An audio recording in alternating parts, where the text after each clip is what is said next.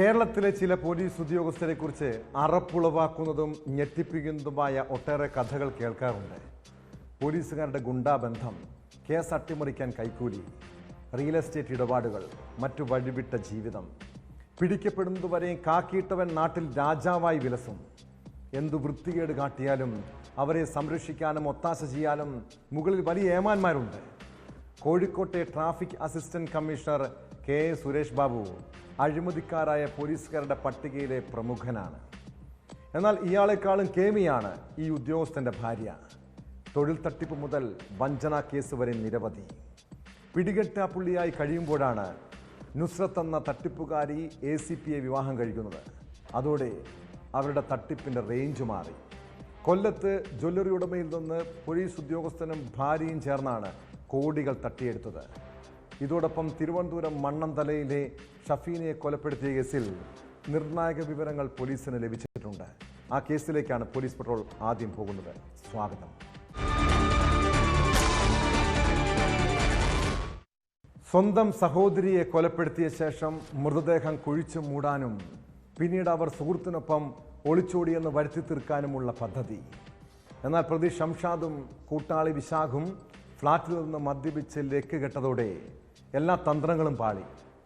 തിരുവനന്തപുരം മണ്ണന്തലയിലെ ഷഫീനയെ കൊലപ്പെടുത്തിയ സഹോദരൻ ഷംഷാദ് തെളിവ് നശിപ്പിക്കാൻ നടത്തിയ നീക്കങ്ങൾ ഒന്നൊന്നായി പുറത്തു വരുന്നുണ്ട്.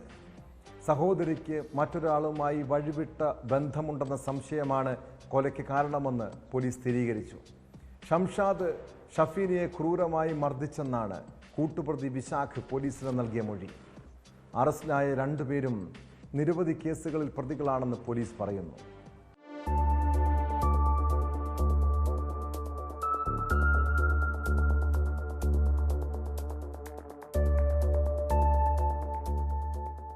മണ്ണന്തല മരുതൂർ റോഡിന് സമീപമുള്ള അപ്പാർട്ട്മെന്റിൽ ശനിയാഴ്ച ഉച്ചയോടെയായിരുന്നു കൊലപാതകം. പോത്തൻകോട് സ്വദേശികളായ ഷഫീനയും സഹോദരൻ ഷംസാദും ചികിത്സയ്ക്ക് എന്ന പേരിലാണ് ഇവിടെ താമസത്തിനെത്തിയത്. അടുത്തിടെയുണ്ടായ ഒരു കേസിൽ പോലീസ് അന്വേഷണം തുടങ്ങിയതോടെ ഒളിവിൽ കഴിയാനാണ് ഷംസാദ് സഹോദരിയെ കൂട്ടി ഇവിടെ താമസത്തിനെത്തിയതെന്ന വിവരം പുറത്തു വന്നിരുന്നു. 6 മാസമായി ഭർത്താവുമായി അകന്നു കഴിയുകയാണ് ഷഫീന. ഇവരും മലപ്പുറം സ്വദേശിയായ യുവാവും തമ്മിൽ വഴിവിട്ട ബന്ധമുണ്ടെന്ന് ഷംസാദ് സംശയിച്ചിരുന്നു. തുടർന്ന് ഇവരുടെ സൗഹൃദം ചോദ്യം ചെയ്യുകയും പറഞ്ഞു വിലക്കുകയും ചെയ്തു. സംഭവ ദിവസം ഷഫീന ആൺ സുഹൃത്തുമായി വീഡിയോ കോളിൽ സംസാരിക്കുന്നത് ഷംസാദ് കണ്ടതാണ് പ്രകോപനത്തിന് കാരണം. ഇതോടെ സഹോദരിയെ ഇയാൾ ക്രൂരമായി മർദ്ദിച്ചു. വൈകിട്ട് ഫ്ളാറ്റിലെത്തിയ മാതാപിതാക്കൾ കണ്ടത് ഷഫീന അനക്കമില്ലാതെ കിടക്കുന്നതാണ്. ഇവർ യുവതിയെ ആശുപത്രിയിൽ കൊണ്ടുപോകാൻ ശ്രമിച്ചത് ഷംസാദ് തടഞ്ഞതായും പോലീസ് പറയുന്നു.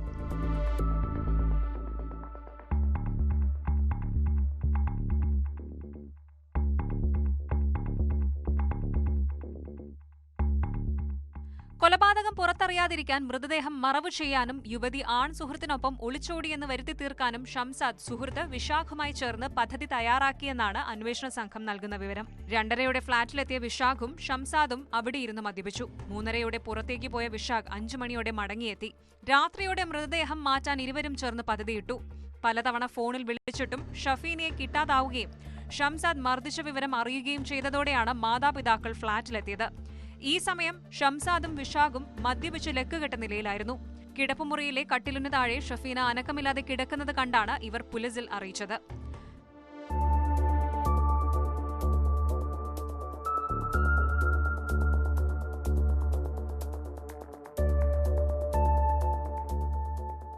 വീട്ടിലും ഷംസാദ് നിരന്തരം പ്രശ്നമുണ്ടാക്കിയിരുന്നു. മാതാപിതാക്കളെ അടക്കം ഇയാൾ നിരന്തരം മർദ്ദിക്കാറുണ്ടെന്നും 2 ആഴ്ച മുൻപ് മാതാവിനെ ക്രൂരമായി മർദ്ദിച്ചു പരിക്കേൽപ്പിച്ചതായും പോലീസ് പറഞ്ഞു. പ്രതികൾ 2 പേരും കവർച്ച, അടിപിടി അടക്കം നിരവധി ക്രിമിനൽ കേസുകളിലും പ്രതികളാണ്. 44-കാരനായ ഷംസാദ് 9 കേസുകളിൽ പ്രതിയാണ്. വിശാഖിനെതിരെ 6 കേസുകളുണ്ട്. കഴക്കൂട്ടം പോലീസിന്റെ റൌഡി ലിസ്റ്റിൽ ഉൾപ്പെട്ടയാളാണ് വിശാഖ്. ഷംസാദ് ഷഹീനയെ ക്രൂരമായി മർദ്ദിച്ചെന്നാണ് വിശാഖ് പോലീസിന് മൊഴി നൽകിയിട്ടുള്ളത്. റിമാൻഡിലായ പ്രതികളെ കസ്റ്റഡിയിൽ വാങ്ങി കൂടുതൽ ചോദ്യം ചെയ്യാനാണ് പോലീസിന്റെ തീരുമാനം.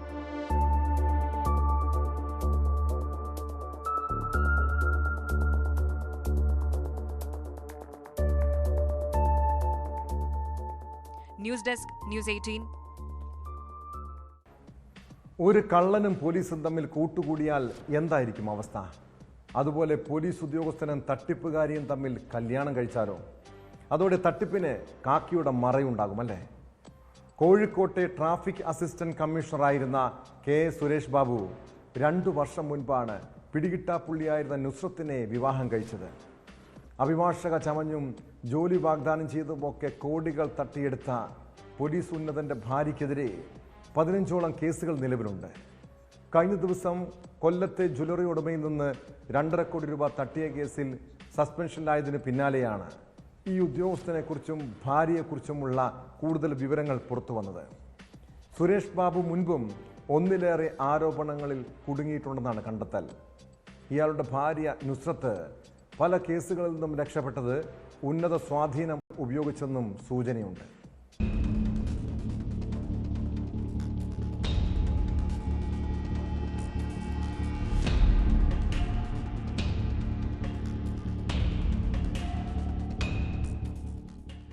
ജ്വല്ലറി ഉടമ അബ്ദുൾ സലാം 2023 കൊല്ലം പാരിപ്പള്ളി ബാങ്കിൽ നിന്നും ബിസിനസ് ആവശ്യത്തിനായി 49.25 കോടി രൂപ ലോൺ എടുത്തിരുന്നു. എന്നാൽ കോവിഡ് കാലത്തെ പ്രതിസന്ധിയിൽ തിരിച്ചടവ് മുടങ്ങി. പണം തിരിച്ചടയ്ക്കാൻ കഴിയാതെ വന്നതോടെ തുക തിരിച്ചുപിടിക്കാൻ ബാങ്ക് ട്രൈബ്യൂണലിനെ സമീപിച്ചു. ജപ്തി നടപടികളിൽ നിന്നും രക്ഷപ്പെടാൻ അബ്ദുൾ സലാം സുഹൃത്തായ ഡോക്ടർ ബാലചന്ദ്രക്കുറുപ്പിനോട് കാര്യങ്ങൾ പറഞ്ഞിരുന്നു. ഇയാളാണ് അസിസ്റ്റന്റ് കമ്മീഷണർ സുരേഷ് ബാബുവിനെ പരിചയപ്പെടുത്തിയത്. പലിശ സഹിതം 52 കോടിയോളമായ ബാധ്യത 25 കോടിയാക്കി കുറച്ചു നൽകാമെന്ന് അവർ ഉറപ്പു നൽകി. തുടർന്ന് ബാങ്കിൽ മുൻകൂർ അടയ്ക്കാനെന്ന് പറഞ്ഞ് 2.51 കോടി രൂപ വാങ്ങുകയായിരുന്നു. എന്നാൽ പ്രശ്നം തീരാതെ വന്നതോടെ പണം ആവശ്യപ്പെട്ടപ്പോൾ വ്യാപാരിയെ ഇരുവരും ഭീഷണിപ്പെടുത്തി. ഇതോടെയാണ് കൊല്ലം ഈസ്റ്റ് പോലീസിൽ പരാതി നൽകിയത്.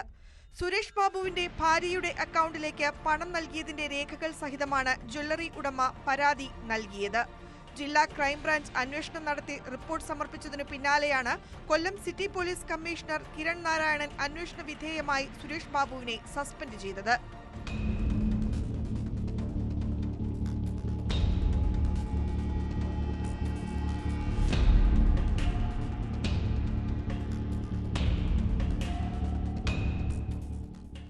മുൻപും 1ലേറെ ആരോപണങ്ങളിൽ കുടുങ്ങിയയാളാണ് കെ എ സുരേഷ് ബാബു. കേസിലെ 2ാം പ്രതിയും സുരേഷ് ബാബുവിന്റെ ഭാര്യയുമായ തൃശൂർ ചെറുവത്തേരി സ്വദേശിനി നുസ്രത്ത് കോടിക്കണക്കിന് രൂപയുടെ തട്ടിപ്പു കേസുകളിൽ പ്രതിയാണ്. നുസ്രത്ത് പിടികിട്ടാപ്പുള്ളിയായിരിക്കെയാണ് 2 വർഷം മുമ്പ് ഇവർ വിവാഹിതരായതെന്നത് പോലീസ് സേനയ്ക്കുള്ളിൽ ചർച്ചയായിരുന്നു. സുരേഷ് ബാബു തൃശൂരിൽ സഹകരണ വിജിലൻസ് ഡിവൈഎസ്പി ആയിരിക്കെ 2 വർഷം മുൻപ് ഭാര്യ നുസ്രത്ത് അറസ്റ്റിലായിരുന്നു. വിവിധ ജില്ലകളിലായി പല സ്റ്റേഷനുകളിൽ ഇവർക്കെതിരെ 15ഓളം തട്ടിപ്പു കേസുകൾ രജിസ്റ്റർ ചെയ്ത സാഹചര്യത്തിലായിരുന്നു അറസ്റ്റ്. ഹൈക്കോടതി അഭിഭാഷക ചമഞ്ഞും റിയൽ എസ്റ്റേറ്റ് തർക്കങ്ങളിൽ ഇടനിലനിന്നും റെയിൽവേയിൽ ജോലി വാഗ്ദാനം ചെയ്തും പലരിൽ നിന്നായി വൻ തുകകൾ തട്ടിയെടുത്തെന്നാണ് പരാതി.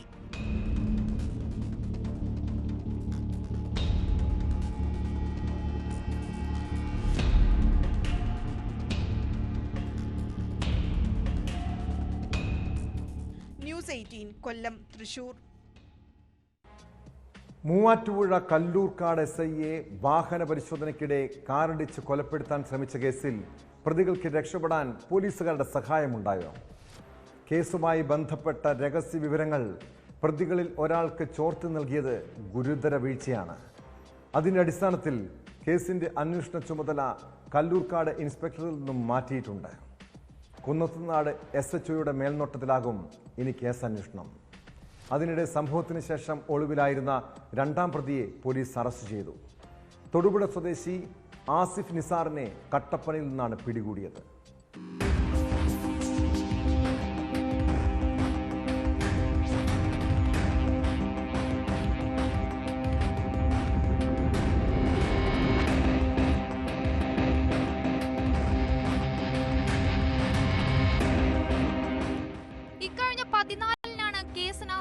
സംഭവം നടന്നത് മൂവാറ്റുപുഴ കദളിക്കാട് ഭാഗത്ത് വാഹന പരിശോധന നടത്തവെയാണ് കല്ലൂർക്കാട് SI മുഹമ്മദിനെ തൊടുപുഴ സ്വദേശികളായ മുഹമ്മദ് ഷെരീഫ്, ആസിഫ് നിസാർ എന്നിവർ ചേർന്ന് കാറുകൊണ്ട് ഇടിച്ചു വീഴ്ത്തിയത്. ആക്രമണത്തിൽ SIയുടെ കാലിനും കൈക്കും പരിക്കേറ്റിരുന്നു. ആക്രമണത്തിനു ശേഷം കാറുമായി തൊടുപുഴയ്ക്ക് കടന്ന പ്രതികൾക്ക് വേണ്ടി പോലീസ് വ്യാപക തെരച്ചിൽ നടത്തിയെങ്കിലും ഇവരെ പിടികൂടാനായിരുന്നില്ല. പ്രതികൾക്കായുള്ള അന്വേഷണം ഊർജിതമായി നടക്കുന്നതിനിടെ 1ാം പ്രതി കോടതിയിൽ കീഴടങ്ങി. തുടർന്ന് നടത്തിയ അന്വേഷണത്തിലാണ് കേസിലെ 2ാം പ്രതി തൊടുപുഴ സ്വദേശി ആസിഫ് നിസാറിനെ കട്ടപ്പനയിൽ നിന്നും പോലീസ് അറസ്റ്റ് ചെയ്തത്.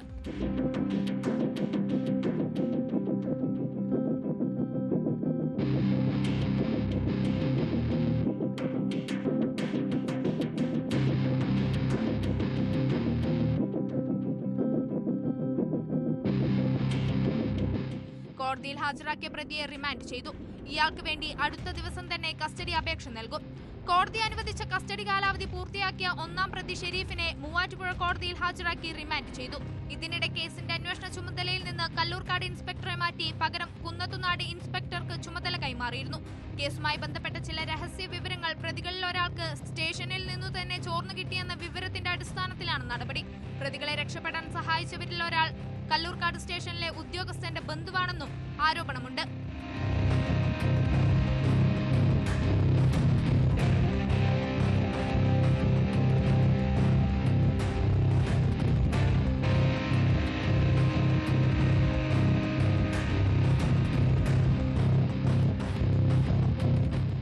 ന്യൂസ് 18 ഇടുക്കി.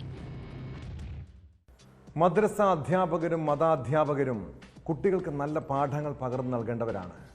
അവരുടെ ജീവിതം തന്നെ മറ്റുള്ളവർക്ക് മാതൃകയാകണം. എന്നാൽ മലപ്പുറം കൊണ്ടോട്ടിയിലെ മദ്രസ അധ്യാപകനായിരുന്ന മുഹമ്മദ് അഷ്റഫിനെ പോലെയുള്ളവർ എന്ത് സന്ദേശമാണ് കുട്ടികൾക്ക് നൽകുന്നത്? ലൈംഗിക വൈകൃതമുള്ള ഇയാൾ ഒട്ടേറെ കുഞ്ഞുങ്ങളുടെ ഭാവി ജീവിതം തകർത്തിട്ടുണ്ട്. 7 മാസം മുൻപ് മതപഠനത്തിനെത്തിയ 12 വയസ്സുകാരനെയാണ് അഷ്റഫ് ലൈംഗികമായി പീഡിപ്പിച്ചത്. സംഭവത്തിന് ശേഷം ഒളിവിലായിരുന്ന പെരിന്തൽമണ്ണ കൊളത്തൂർ സ്വദേശി മുഹമ്മദ് അഷ്റഫിനെ കൊണ്ടോട്ടി പോലീസ് അറസ്റ്റ് ചെയ്തു. സമാന രീതിയിൽ കുട്ടികളെ പീഡിപ്പിച്ചതിന് കണ്ണൂർ ജില്ലയിൽ 2ഉം തിരൂരിൽ 1 കേസും ഇയാൾക്കെതിരെ നിലവിലുണ്ട്.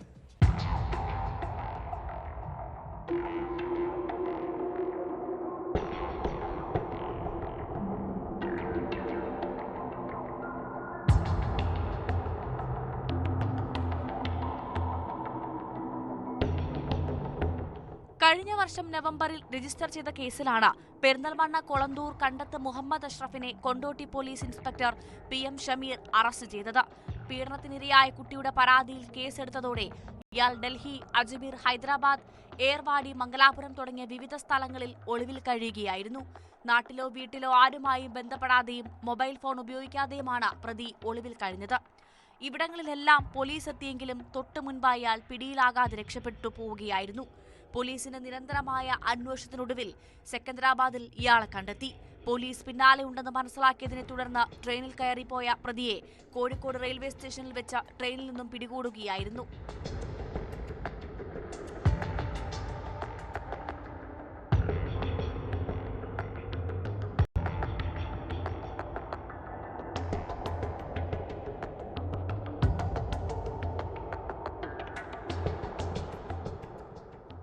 മദ്രസ അധ്യാപകനായ മുഹമ്മദ് അഷ്റഫ് 12 വയസ്സുകാരനെ ലൈംഗികമായി പീഡിപ്പിച്ചതായാണ് കേസ്. സമാന രീതിയിൽ കുട്ടികളെ പീഡിപ്പിച്ചതിന് കണ്ണൂർ ജില്ലയിൽ 2ഉം തിരൂരിൽ 1 കേസും ഇയാൾക്കെതിരെ നിലവിലുണ്ട്. മലപ്പുറം കോടതിയിൽ ഹാജരാക്കിയ പ്രതിയെ റിമാൻഡ് ചെയ്ത മഞ്ചേരി സബ് ജയിലിലേക്ക് അയച്ചു.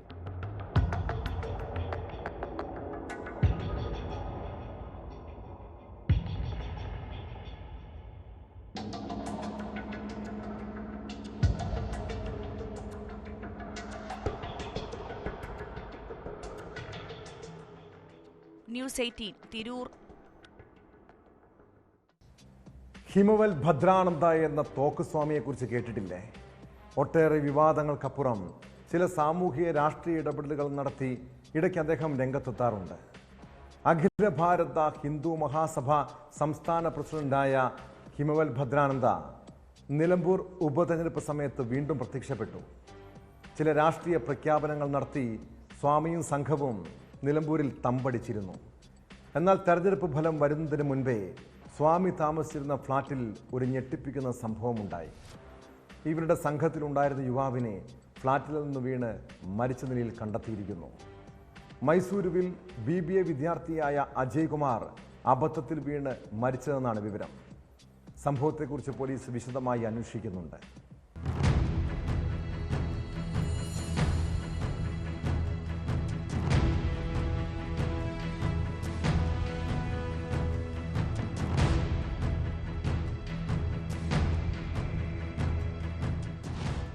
നിലമ്പൂർ ഉപതെരഞ്ഞെടുപ്പുമായി ബന്ധപ്പെട്ട് 3 ദിവസം മുമ്പാണ് മൈസൂരുവിൽ നിന്ന് അജയും 3 സുഹൃത്തുക്കളും സ്വാമി ഹിമവൽ ഭദ്രാനന്ദയ്ക്കൊപ്പം നിലമ്പൂരിലെത്തിയത്.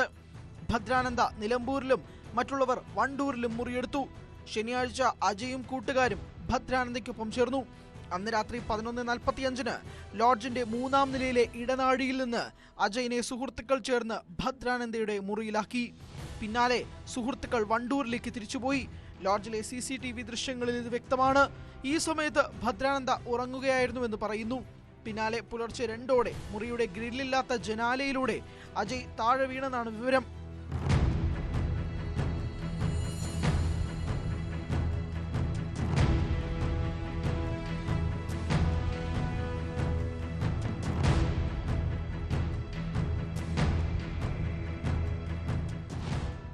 ലോഡ്ജിലെ ജീവനക്കാർ ആംബുലൻസിൽ ഉടൻ നിലമ്പൂർ ജില്ലാ ആശുപത്രിയിൽ എത്തിച്ചെങ്കിലും മരണം സംഭവിച്ചിരുന്നു. പോലീസ് എത്തി വിളിച്ചുണർത്തിയപ്പോഴാണ് ഭദ്രാനന്ദ അപകട വിവരം അറിയുന്നത്. യുവാവ് മദ്യലഹരിയിലായിരുന്നുവെന്നാണ് പോലീസ് നൽകുന്ന സൂചന. നേരത്തെ മുതൽ ഫിറ്റ്സ് പതിവായി വന്ന അജയ് നിലത്ത് വീഴാറുണ്ടെന്ന് സുഹൃത്തുക്കളും പറയുന്നു. മരണകാരണവും അതാണോ എന്ന് പോലീസ് പരിശോധിക്കുന്നുണ്ട്. അസ്വാഭാവിക മരണത്തിന് പോലീസ് കേസെടുത്തിട്ടുണ്ട്.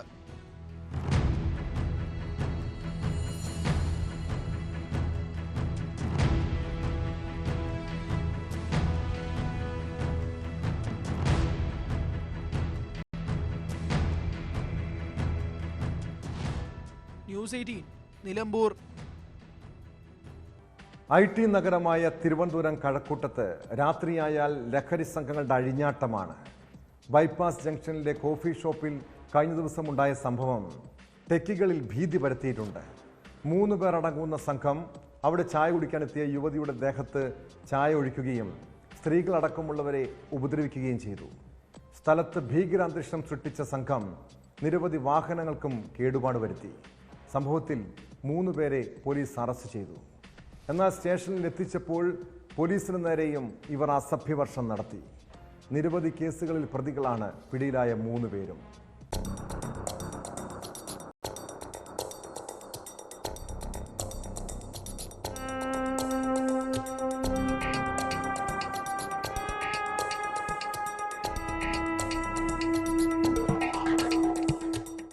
ഞായറാഴ്ച രാത്രി 9:30യോടെയായിരുന്നു സംഭവം.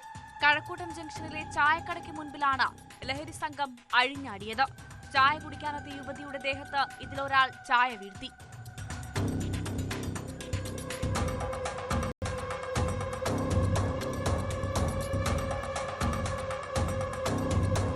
തൊട്ടടുത്ത് നിന്ന സ്ത്രീകളെയും ഉപദ്രവിച്ചതായും വാഹനങ്ങൾക്ക് കേടുപാടുകൾ വരുത്തിയതായും പരാതിയുണ്ട്. ആക്രമണം ചോദിക്കാനെത്തിയവരെയും സംഘം ആക്രമിക്കാൻ ശ്രമിച്ചു. ചായ ഗ്ലാസ് നിലത്തെറിഞ്ഞും ഭീകരാന്തരീക്ഷമുണ്ടാക്കി.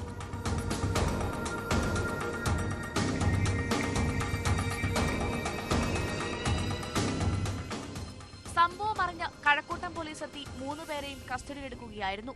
പോങ്ങര സ്വദേശികളായ അമ്പാടി, ആദർശ്, നിതിൻ രാജ് എന്നിവരാണ് പിടിയിലായത്. സ്റ്റേഷനിലെത്തിച്ചപ്പോൾ പോലീസിന് നേരെയും ഇവർ അസഭ്യവർഷം നടത്തി. അതിക്രമത്തിന് ഇരയായവരും വാഹനത്തിന് കേടുപാടുകൾ സംഭവിച്ചവരും കഴക്കൂട്ടം പോലീസിൽ പരാതി നൽകിയിട്ടുണ്ട്. IT നഗരമായ കഴക്കൂട്ടത്ത് രാത്രിയിൽ അക്രമികളുടെയും സാമൂഹിക വിരുദ്ധരുടെയും ശല്യം പതിവാണെന്ന് പരാതിയുണ്ട്.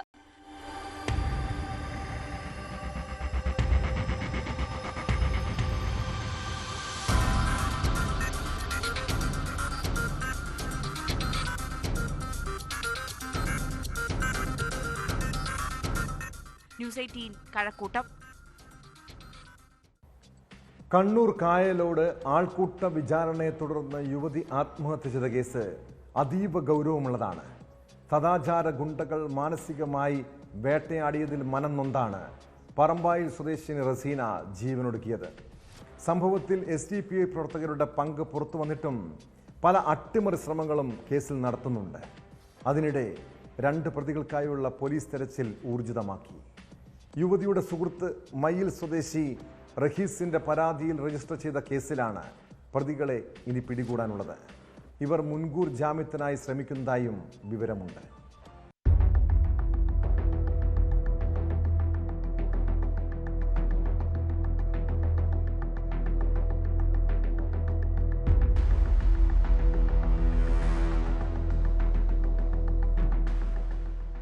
SDPI പ്രവർത്തകരുടെ സദാചാര ഗുണ്ടായിസത്തെ തുടർന്ന് യുവതി ആത്മഹത്യ ചെയ്ത കേസിലാണ് 2 പ്രതികൾക്കായി പോലീസ് തെരച്ചിൽ ഊർജിതമാക്കിയത്.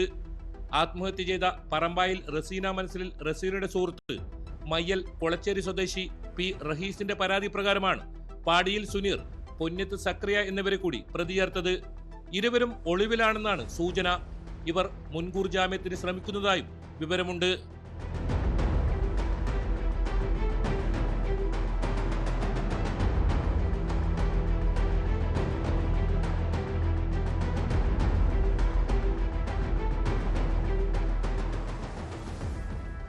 പറമ്പായി സ്വദേശികളായ MC മൻസിലിൽ VC മുബഷിർ, കണിയാന്റെ വളപ്പിൽ KA ഫൈസൽ, കൂടത്താൻ കണ്ടിയിൽ VK റഹനാസ് എന്നിവരെ ആത്മഹത്യാ പ്രേരണ കുറ്റം ഉൾപ്പെടെയുള്ള വകുപ്പുകൾ ചുമത്തി നേരത്തെ അറസ്റ്റ് ചെയ്തിരുന്നു. ശനിയാഴ്ച പിണറായി പോലീസ് സ്റ്റേഷനിലെത്തിയാണ് റഹീസ് പരാതി നൽകിയത്. ഇദ്ദേഹത്തെ വിശദമായി ചോദ്യം ചെയ്ത police Mattannur judicial first class മജിസ്ട്രേറ്റിന് മുന്നിൽ ഹാജരാക്കി മൊഴി രേഖപ്പെടുത്തിയ ശേഷമാണ് വിട്ടയച്ചത്.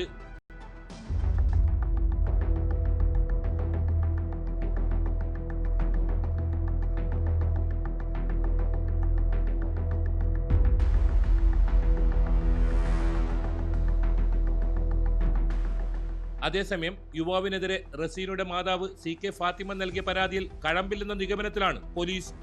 തലശ്ശേരി ASPക്ക് നൽകിയ പരാതിയിലെ പരാമർശങ്ങളെക്കുറിച്ചും റഹീസിൽ നിന്ന് വിവരം തേടിയിരുന്നു. വിവാഹ വാഗ്ദാനത്തിലൂടെ മകളിൽ നിന്ന് റഹീസ് സ്വർണവും പണവും കൈക്കലാക്കിയതായും ചിത്രങ്ങൾ മൊബൈൽ ഫോണിൽ പകർത്തി നിരന്തരം ഭീഷണിപ്പെടുത്തിയതായും റസീനയുടെ മരണത്തിനു പിന്നിൽ റഹീസാണെന്നുമായിരുന്നു മാതാവിന്റെ ആരോപണം. എന്നാൽ ഇതിലൊന്നും കഴമ്പില്ലെന്നാണ് പോലീസിന്റെ നിഗമനം. തലശ്ശേരി ASP PB കിരണന്റെ നേതൃത്വത്തിലുള്ള പ്രത്യേക സംഘമാണ് കേസ് അന്വേഷിക്കുന്നത്.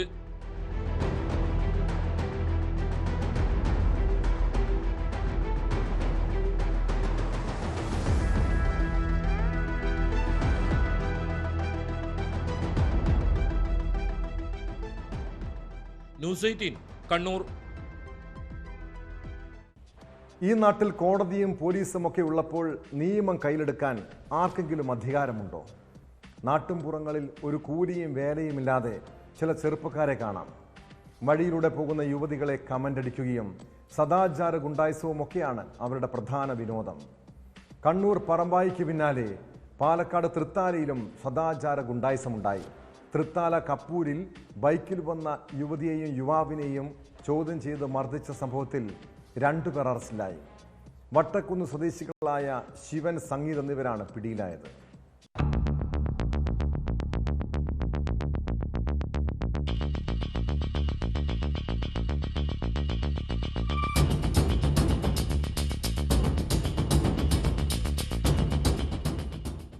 പാലക്കാട് തൃത്താല കപ്പൂർ വട്ടക്കുന്നിൽ കഴിഞ്ഞ ദിവസം രാത്രിയാണ് സംഭവം. യുവാവും യുവതിയും ബൈക്കിൽ വരുന്നത് കണ്ട പ്രതികൾ യുവതി ബൈക്കിൽ നിന്നിറങ്ങി വീട്ടിലേക്ക് പോയതിനു ശേഷം യുവാവിനെ വാഹനത്തിൽ നിന്നിറക്കി ക്രൂരമായി മർദ്ദിക്കുകയായിരുന്നു. കയ്യിലുണ്ടായിരുന്ന ആയുധങ്ങൾ ഉപയോഗിച്ചും ആക്രമിച്ചതായാണ് പരാതി. ബഹളം കേട്ട് വീട്ടിലേക്ക് പോയ യുവതി തിരിച്ചെത്തിയപ്പോൾ യുവതിക്ക് നേരെയും പ്രതികൾ പ്രകോപനപരമായി സംസാരിച്ചു. യുവതിയെ ബൈക്കിൽ കൊണ്ടുവന്നത് ചോദ്യം ചെയ്തായിരുന്നു യുവാവിനെ മർദ്ദിച്ചത്.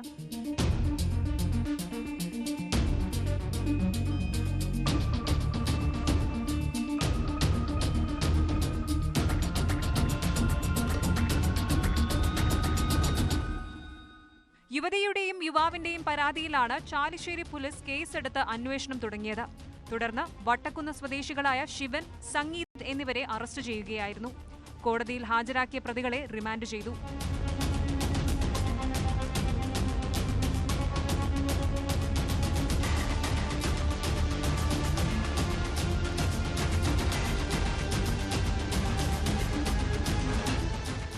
ന്യൂസ് 18 പട്ടാമ്പി. ഇതര സംസ്ഥാനക്കാർ തൊഴിൽ തേടി കേരളത്തിലും തമിഴ്നാട്ടിലുമൊക്കെ കുടുംബസമേതം എത്തിയിട്ടുണ്ട്.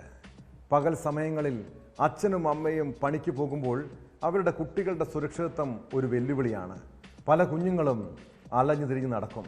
ചിലരെ മുറിയിൽ പൂട്ടിയിട്ട് പോകും. എന്നാൽ ചെന്നൈയിൽ ബീഹാർ സ്വദേശികളുടെ 5 വയസ്സുള്ള മകന് സംഭവിച്ചത് എന്താണെന്നറിഞ്ഞാൽ പേടി തോന്നും. ഇതര സംസ്ഥാന തൊഴിലാളിയായ യുവാവ് കുട്ടിയെ ലൈംഗികമായി പീഡിപ്പിക്കാൻ ശ്രമിച്ചു. അത് ചെറുത്തപ്പോൾ 5 വയസ്സുകാരനെ കല്ലുകൊണ്ട് തലക്കടിച്ചു കൊന്നു. കേസിൽ അസം സ്വദേശി ബൽദേവ് മസുവയെ പോലീസ് അറസ്റ്റ് ചെയ്തിട്ടുണ്ട്.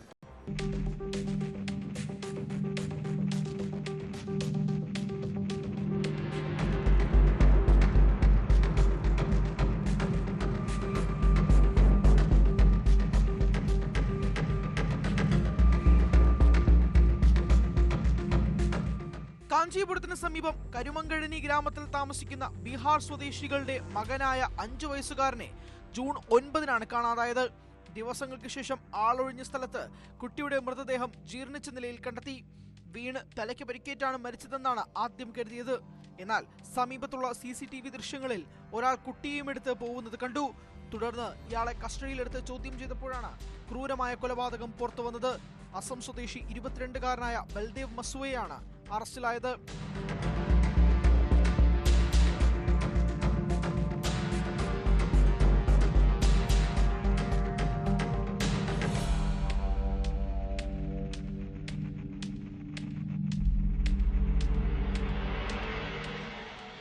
ആളൊഴിഞ്ഞ സ്ഥലത്ത് കൊണ്ടുപോയി കുട്ടിയെ ലൈംഗികമായി പീഡിപ്പിക്കാൻ ഇയാൾ ശ്രമിക്കുകയായിരുന്നു. അത് ചെറുത്ത കുട്ടി കരഞ്ഞ് ബഹളമുണ്ടാക്കിയപ്പോഴാണ് കല്ലെടുത്ത് തലക്കടിച്ചതെന്ന് പ്രതി പോലീസിനോട് സമ്മതിച്ചു. സംഭവത്തിൽ കൂടുതൽ അന്വേഷണം നടക്കുകയാണെന്ന് പോലീസ് വ്യക്തമാക്കി.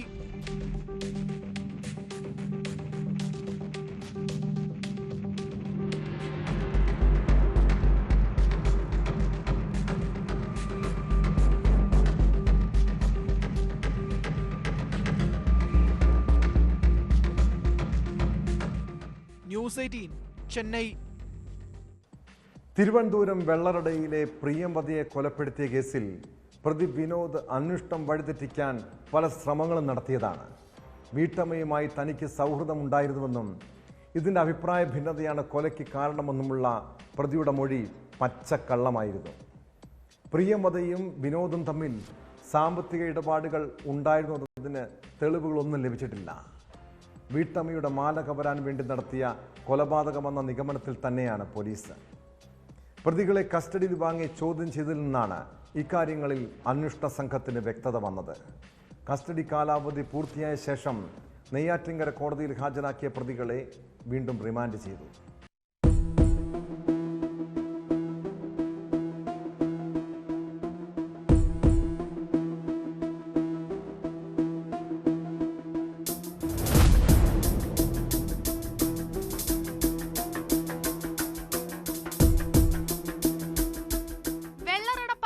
സ്വദേശിനി 48-കാരിയായ പ്രിയംവദയെ അയൽവാസിയായ വിനോദ് കൊന്നു കുഴിച്ചുമൂടിയത് മാല മോഷ്ടിക്കാനാണെന്ന നിഗമനത്തിൽ തന്നെയാണ് പോലീസ്. വിനോദിനെ കസ്റ്റഡിയിൽ വാങ്ങി നടത്തിയ തെളിവെടുപ്പിൽ നിർണായക വിവരങ്ങൾ പോലീസിന് ലഭിച്ചിരുന്നു. പ്രിയംവദയുമായി സാമ്പത്തിക ഇടപാടുണ്ടായിരുന്നുവെന്നും ബന്ധമുണ്ടായിരുന്നുവെന്നും പ്രതി പറഞ്ഞത് കളവാണെന്നാണ് പോലീസ് കണ്ടെത്തൽ. ഈ മാസം 12-നാണ് പ്രിയംവദ കൊല്ലപ്പെട്ടത്. ജോലിക്ക് പോയ പ്രിയംവദ തിരിച്ചു വരാതിരുന്നതിനെ തുടർന്ന് ബന്ധുക്കളും നാട്ടുകാരും തെരച്ചിൽ നടത്തുകയും ഒടുവിൽ പോലീസിൽ പരാതിപ്പെടുകയുമായിരുന്നു. പ്രിയംവദയ്ക്ക് വേണ്ടി നടത്തിയ തെരച്ചിലിലും വിനോദ് സജീവമായിരുന്നു. എന്നാൽ പിന്നീട് നടത്തിയ അന്വേഷണത്തിലാണ് പ്രിയംവദയെ വിനോദ് കൊലപ്പെടുത്തിയെന്നും 2 ദിവസത്തോളം മൃതദേഹം പുരയിടത്തിൽ കുഴിച്ചിടുകയായിരുന്നു എന്നും കണ്ടെത്തിയത്. വിനോദിന്റെ ഭാര്യ മാതാവാണ് മുറിയിൽ കട്ടിലിനടിയിലെ ചാക്കിൽ മൃതദേഹം കണ്ടത്. തുടർന്ന് പോലീസിൽ വിവരം അറിയിക്കുകയായിരുന്നു. അന്വേഷണത്തിൽ വിനോദിന് പുറമെ തെളിവ് നശിപ്പിക്കാൻ കൂട്ടുനിന്ന വിനോദിന്റെ സഹോദരൻ സന്തോഷം അറസ്റ്റിലായി. കസ്റ്റഡി കാലാവധി പൂർത്തിയായതോടെ നെയ്യാറ്റിൻകര കോടതിയിൽ ഹാജരാക്കിയ പ്രതികളെ വീണ്ടും റിമാൻഡ് ചെയ്തു.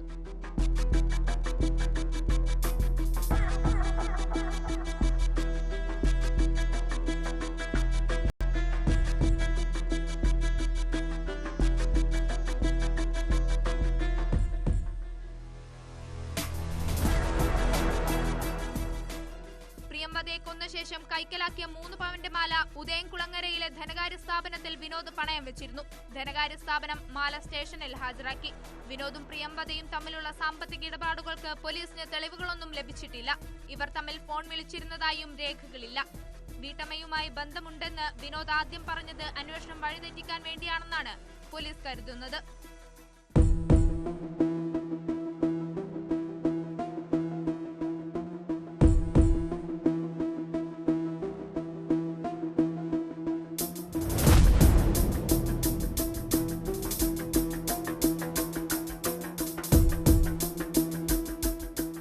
ന്യൂസ് 18 നെയ്യാറ്റിൻകര.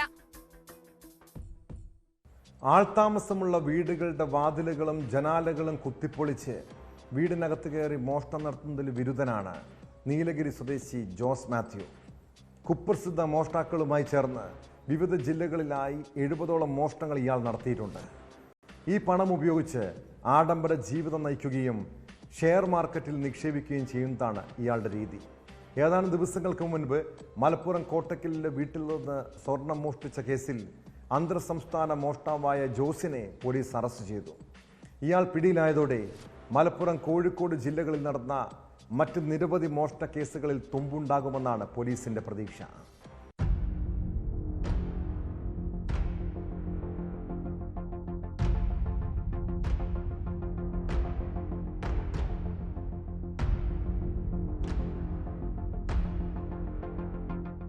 ഈ മാസം 11 പുലർച്ചെയാണ് കോട്ടക്കൽ എടരിക്കോട് പനക്കൽക്കുണ്ടിലെ മമ്മദിന്റെ വീട്ടിൽ മോഷണം നടന്നത്. മുകൾ നിലയിലെ കിടപ്പുമുറിയിൽ ഉറങ്ങിക്കിടക്കുകയായിരുന്ന മമ്മദിന്റെ ഭാര്യ സിസിലയുടെ കാലിലെ 2 പവൻ തൂക്കം വരുന്ന സ്വർണ്ണ പാദസരം കട്ടിംഗ് പ്ലെയർ ഉപയോഗിച്ച് കവർന്നു. രണ്ടാമത്തെ കാലിലെ പാദസരം എടുക്കുന്നതിനിടെ സിസില ഉണർന്ന് ബഹളം വെച്ചതിൽ പ്രതി വീട്ടിൽ നിന്ന് ഇറങ്ങിയോടി രക്ഷപ്പെടുകയായിരുന്നു. മമ്മദിന്റെ പരാതിയിൽ മലപ്പുറം ജില്ലാ പോലീസ് മേധാവി ആർ വിശ്വനാഥിന്റെ നിർദ്ദേശപ്രകാരം പ്രത്യേക അന്വേഷണ സംഘം രൂപീകരിച്ചാണ് അന്വേഷണം നടത്തിയത്. CCTV ദൃശ്യങ്ങൾ കേന്ദ്രീകരിച്ചും ശാസ്ത്രീയ തെളിവുകൾ ശേഖരിച്ചും നടത്തിയ അന്വേഷണത്തിലാണ് ജോസ് മാത്യുവാണ് പ്രതിയെന്ന് കണ്ടെത്തിയത്. രഹസ്യ വിവരം ലഭിച്ചതിനെ തുടർന്ന് കോഴിക്കോട് പാളയത്തുള്ള സ്വകാര്യ ലോഡ്ജിൽ നിന്നാണ് അറസ്റ്റ്. പ്രതിയുടെ കൈവശമുണ്ടായിരുന്ന ബാഗിൽ നിന്നും കഠാര, കട്ടിംഗ് പ്ലെയർ തുടങ്ങിയവ കണ്ടെടുത്തു.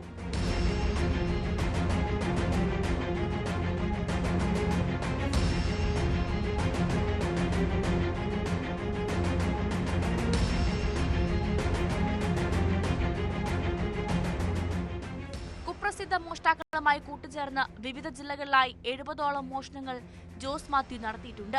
മോഷണം നടത്തി ലഭിക്കുന്ന സ്വർണ്ണാഭരണങ്ങൾ ഇതര സംസ്ഥാനങ്ങളിലാണ് വിറ്റിരുന്നത്. ഈ പണം ഉപയോഗിച്ച് ആഡംബര ജീവിതം നയിക്കുകയും പണം ഷെയർ മാർക്കറ്റിൽ നിക്ഷേപിക്കുകയുമായിരുന്നു പതിവ്. കൂടുതൽ ചോദ്യം ചെയ്തതിൽ നിന്ന് താമരശ്ശേരി കൊണ്ടോട്ടി പോലീസ് സ്റ്റേഷൻ പരിധിയിലെ വീടുകളിലും സമാന രീതിയിൽ മോഷണം നടത്തിയതായി പ്രതി സമ്മതിച്ചു. കഴിഞ്ഞ ഫെബ്രുവരിയിലാണ് ഇയാൾ വിയ്യൂർ സെൻട്രൽ ജയിലിൽ നിന്ന് ശിക്ഷ കഴിഞ്ഞിറങ്ങിയത്.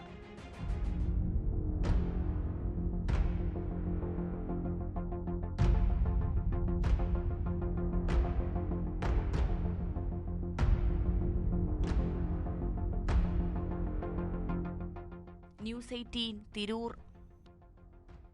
കേരള കർണാടക അതിർത്തിയായ തലപ്പാടി കേന്ദ്രീകരിച്ച് വൻ മദ്യക്കടത്ത് സംഘങ്ങൾ പ്രവർത്തിക്കുന്നുണ്ട്. ഇരു സംസ്ഥാനങ്ങളിലേക്കും വ്യാജമദ്യം ഉൾപ്പെടെ എത്തിക്കുന്നത് ഇവരാണ്. മഞ്ചേശ്വരം സ്വദേശി അണ്ണു അരവിന്ദനാണ് ഈ സംഘത്തെ നിയന്ത്രിക്കുന്നത്. കഴിഞ്ഞ ദിവസം കാസർഗോഡ് ഓട്ടോയിലും കാറിലും കടത്തുകയായിരുന്ന 453 ലിറ്റർ മദ്യം ഇവരിൽ നിന്നും പിടിച്ചെടുത്തു. കേസിൽ ഒരാൾ എക്സൈസിന്റെ പിടിയിലായെങ്കിലും അന്തർ സംസ്ഥാന മദ്യക്കടത്ത് സംഘത്തിലെ പ്രധാനി അണ്ണു അരവിന്ദൻ രക്ഷപ്പെട്ടു. ഇയാൾക്കായി അന്വേഷണം ഊർജിതമാണ്.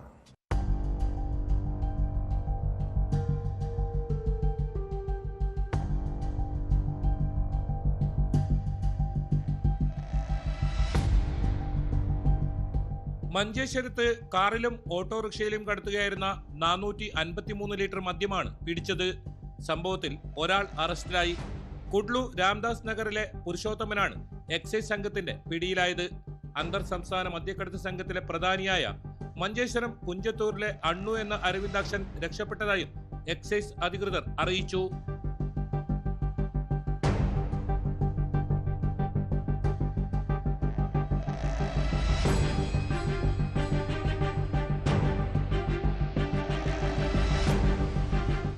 ഞായറാഴ്ച രാത്രി 8 മണിയോടെ അടുക്കത്തുബയലിൽ excise enforcement and special squad inspector J ജോസഫും സംഘവുമാണ് മദ്യവേട്ട നടത്തിയത്. സ്ഥലത്തുനിന്ന് രക്ഷപ്പെട്ട അണ്ണു അരവിന്ദൻ സ്പിരിറ്റ് കടത്തിലും കർണാടക, ഗോവ മദ്യക്കടത്ത് കേസുകളിലും പ്രതിയാണെന്ന് എക്സൈസ് അറിയിച്ചു. കേരള കർണാടക അതിർത്തിയായ തലപ്പാടി കേന്ദ്രീകരിച്ചാണ് മദ്യക്കടത്ത് സംഘം പ്രവർത്തിക്കുന്നതെന്നും ഏറെ നാളത്തെ നിരീക്ഷണത്തിന് ശേഷമാണ് പ്രതിയെ അറസ്റ്റ് ചെയ്തതെന്നും എക്സൈസ് വ്യക്തമാക്കി. അണ്ണു അരവിന്ദനായി അന്വേഷണം ഊർജിതമാക്കിയിട്ടുണ്ട്.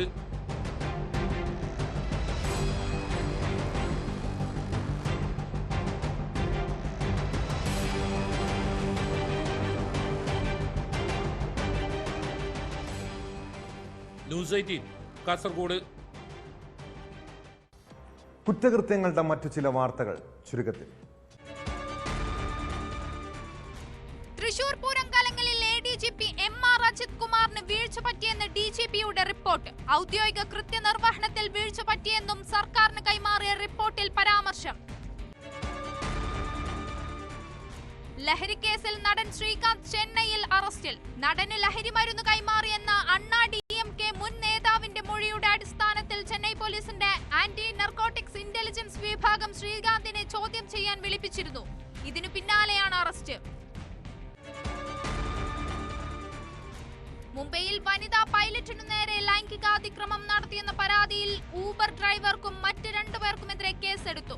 കഴിഞ്ഞ വ്യാഴാഴ്ച രാത്രി ദക്ഷിണ മുംബൈയിൽ നിന്ന് വീട്ടിലേക്ക് പോകുമ്പോൾ ലൈംഗികാതിക്രമം നടത്തിയെന്നാണ് പരാതി. എത്ര പ്രതീക്ഷയോടെയാണ് മാതാപിതാക്കൾ മക്കളെ പഠിക്കാൻ അയക്കുന്നത്. പക്ഷേ ആ കുട്ടികൾ പലതരത്തിലുള്ള പ്രതിസന്ധികളാകാം അവിടെ നേരിടേണ്ടി വരുന്നത്. പാലക്കാട് പെട്രോൾ കുപ്പി കയ്യിലേന്തി ആത്മഹത്യാ ഭീഷണി മുഴക്കുന്ന ഒരു വിദ്യാർത്ഥിനിയെ കണ്ടു. പാലക്കാട് കുളപ്പുള്ളി അൽ-അമീൻ കോളേജിലായിരുന്നു പ്രതിഷേധം. അവസാന വർഷ നിയമ വിദ്യാർത്ഥിനിയാണ് വൈസ് പ്രിൻസിപ്പലിന്റെ ചേംബറിൽ ആത്മഹത്യാ ഭീഷണി മുഴക്കിയത്.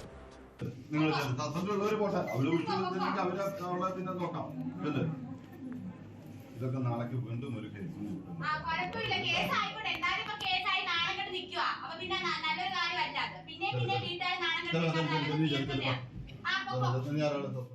കോളേജിലെ ഹോസ്റ്റൽ ഫീസ് വർധനയുമായി ബന്ധപ്പെട്ട് സമരം ചെയ്ത വിദ്യാർത്ഥികളിൽ 4 പേരെ കോളേജ് സസ്പെൻഡ് ചെയ്തിരുന്നു. ഈ വിദ്യാർത്ഥികളെ തിരിച്ചെടുക്കണമെന്നാവശ്യപ്പെട്ട് നടന്ന പ്രതിഷേധത്തിനിടെയാണ് വിദ്യാർത്ഥിനി ആത്മഹത്യാ ഭീഷണി ഉയർത്തിയത്. പ്രശ്നം പരിഹരിക്കുമെന്ന ഉറപ്പിന്മേൽ പ്രതിഷേധം അവസാനിപ്പിച്ചെങ്കിലും ഇത്തരം സമരരീതി ഒരിക്കലും അംഗീകരിക്കാൻ കഴിയില്ല. ഇതോടെ പോലീസ് പട്രോൾ പൂർണ്ണമാകുന്നു. നമസ്കാരം.